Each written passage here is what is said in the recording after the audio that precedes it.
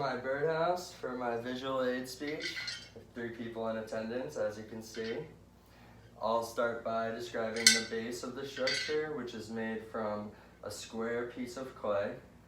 So you cut a 6 by 6 inch piece of clay, square it off, and then you take a coil of clay and attach it to the top of the square, and then you slick it with water and blend it together, and that's how you start the base.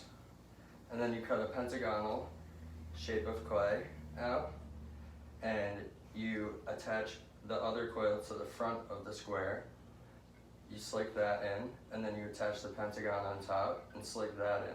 So now you have the base and the front. You do the same thing for the back with the coil, slick it in, blend it, and then you cut 2 rectangles for the sides, and you do the same process with the coil, blend it together, attach. And then once you have your base, it'll be basically this without a roof, and it'll all be blended together with coils on the corners as well. Make it all stick together, and then you cut out 2 more rectangles and attach them without coils on top, and you do that with a score and slip method, which you take wet clay and you just use it like glue on the top, attach 1 rectangle, and then you put a coil in the middle across the top, score and slip that, and then you attach the other rectangle to that part, and that's how you get the roof on. So then you go in, once you have your shape for the house, you go into detail, and this is a birdhouse, so I made it Buffalo Wild Worms design instead of Buffalo Wild Wings, because birds like worms.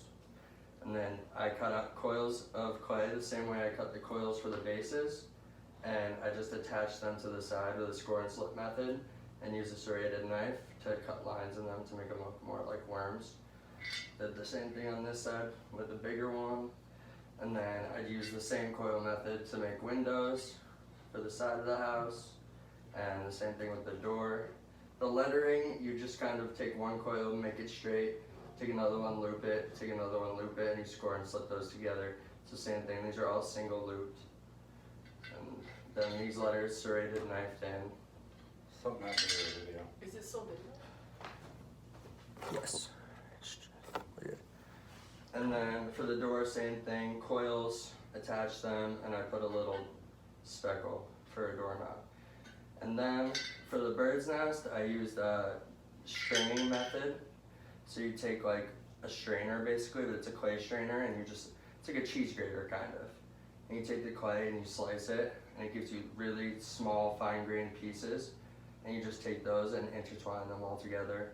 And then you take a square piece of clay and attach it to the top of the house. You score that with a serrated knife, like a checkerboard kind of. And then you do the same thing to the bottom of the nest. Slip some glue on it, attach that. And then once you're done with that, basically all the design's done besides the bird, who doesn't have a head anymore, sadly. But then you go into glazing. So you take 1 coat of glaze, which is like kind of like paint, but it's more or less for like a kind of wet surface.